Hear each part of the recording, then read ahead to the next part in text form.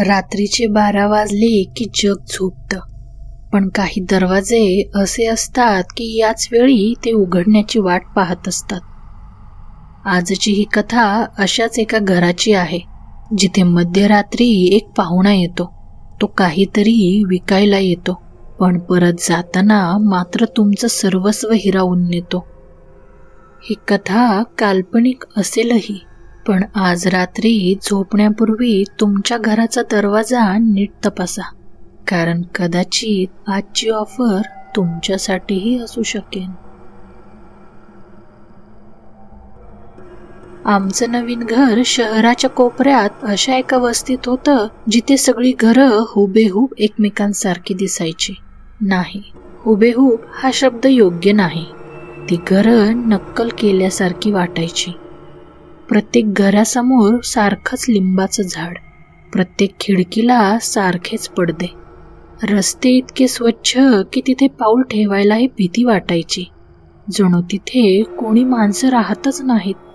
आहेत ती फक्त घरे आहेत, आणि तीही कोणाच्या तरी सूचनेनुसार उभी आहेत. इथली शांतता इतकी भेदक होती की स्वतःच्या श्वासाचा आवाजही मोठा वाटायचा. आम्ही राहायला आलो त्या दिवशी सोसायटीचे चेअरमन घरी आले होते. ते एक वृद्ध गृहस्थ होते. त्यांच्या डोळ्याखाली काळी वर्तुळे होती.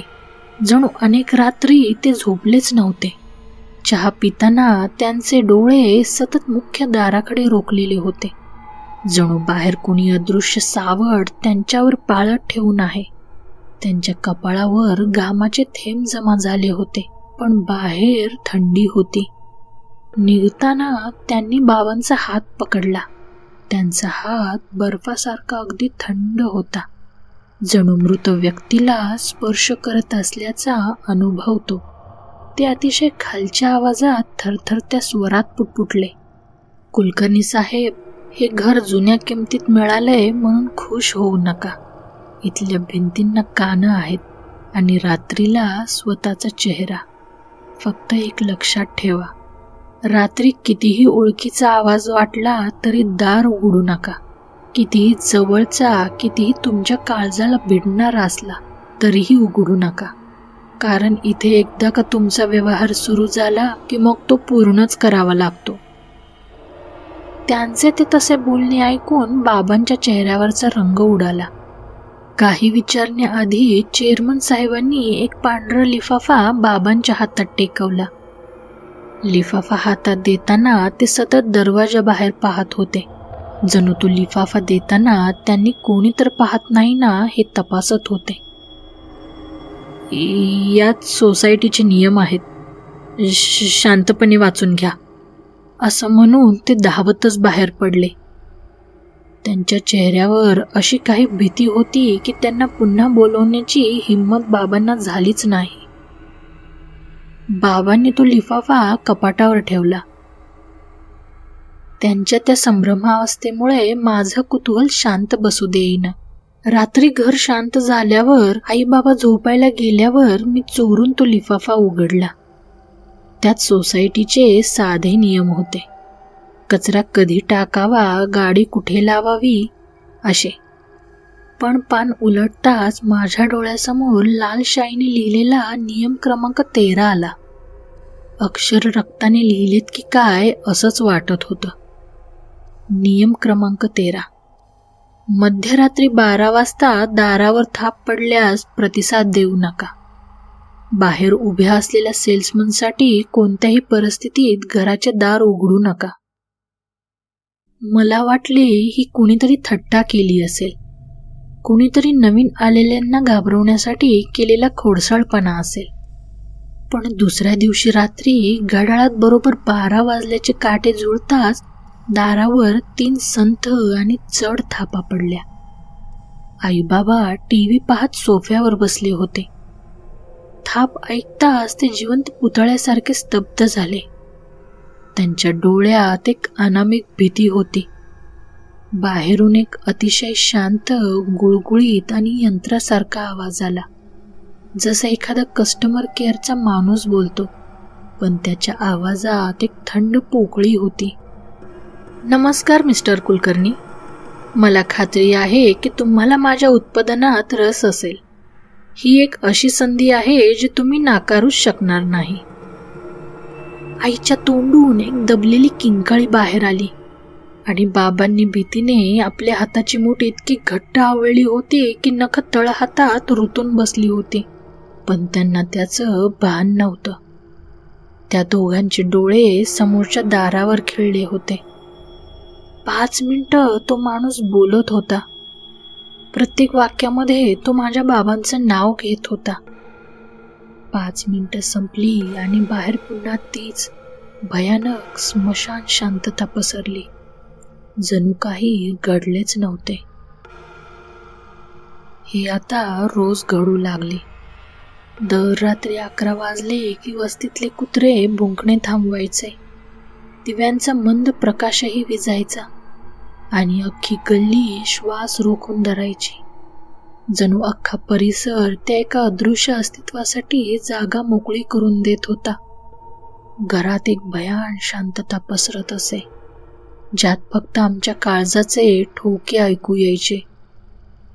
एका रात्री माझ्यातला तर्क संपला आणि भीतीची जागा वेड्या कुतूहलाने घेतली. तो माणूस नक्की दिसतो तरी कसा आणि त्याच्याकडे काय आहे बाबांना देण्यासाठी? मला हे गूढ उकलण्याची तीव्र इच्छा झाली. बाबा उठायच्या आधीच मी धावत गेलो आणि दाराची कडी जोरात उघडली. मागून बाबांचा ओरडा माझ्या कानावर पडला, नको, अरे नको उघडूस. पण त्याला फार उशीर झाला होता. मी दार उघडले होते. बाहेर एक माणूस उभा होता. अंगावर कडक इस्त्रीचा काळा सूट, मधून भांग पडलेले तेलकट केस आणि चेहऱ्यावर मानवी वाटणार नाही असं एक प्लास्टिक सारखं स्थिर हास्य. त्याच्या त्वचेचा रंग मेणासारखा पांढरा होता आणि ओठ निळे पडले होते. त्याचे डोळे, ते डोळे नव्हतेच. त्या खोबणीत तो 2 खोल काळ्या विहिरी होत्या, ज्यात पाहिल्यावर असं वाटत होतं की तुम्ही अनंत काळोखात ओढले जात आहात. त्याने माझ्याकडे पाहिलं सुद्धा नाही. जणू मी त्याच्यासाठी अस्तित्वातच नव्हतो.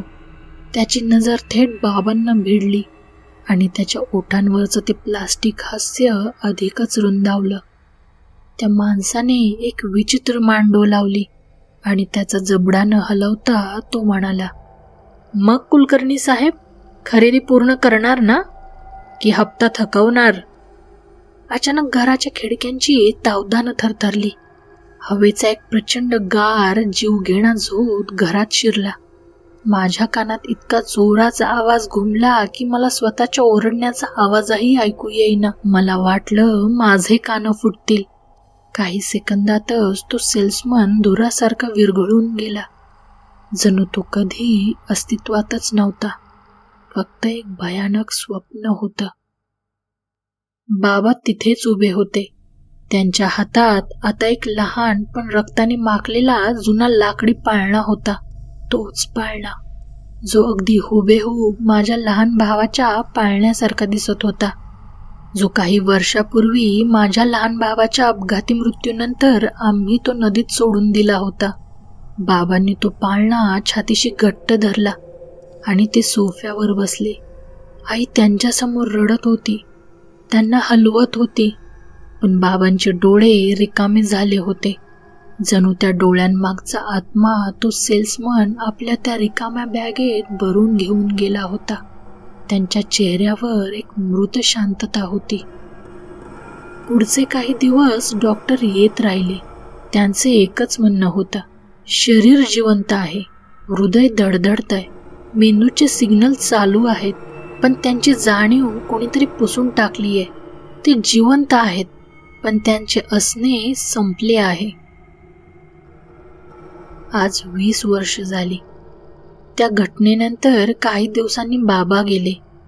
आम्ही ते घर सोडले, पण आई त्या धक्क्यातून सावरलीच नाही आणि बाबांच्या मागोमाग आईही गेली.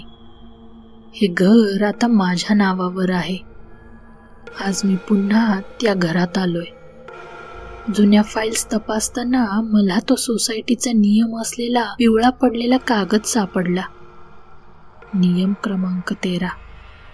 मध्यरात्री 12 वाजता दारावर थाप पडल्यास प्रतिसाद देऊ नका. घड्याळात आता रात्रीचे 11:59 झाले आहेत. बाहेर गल्लीतले दिवे मगाशीच बंद झाले आहेत. पूर्ण वस्तीने श्वास रोखलाय. बाहेरची शांतता आता इतकी भेदक झाली आहे की जणू कोणीतरी माझा श्वासच नुसतंय. आणि आत्ताच माझ्या दारावर पुन्हा त्या 3 ओळखीच्या थापा पडल्यात. बाहेरून तोच गुळगुळीत, थंड, पण आता अधिकच क्रूर आणि विजयी वाटणारा आवाज येतोय. नमस्कार ज्युनियर कुलकर्णी. तुमच्या बाबांनी खरेदी केलेल्या वस्तूचा शेवटचा हप्ता बाकी आहे. आज तो वसूल करायला आलोय. तुम्ही दार उघडताय ना? कारण मी वाट पाहतोय.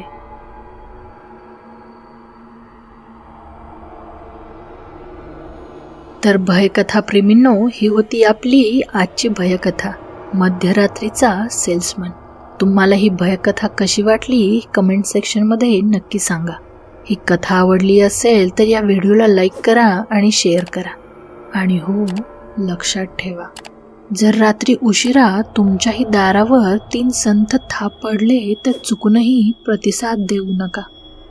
कारण काही गोष्टी विकत घेण्यासाठी नसतात आणि काही दरवाजे कधीच उघडण्यासाठी नसतात.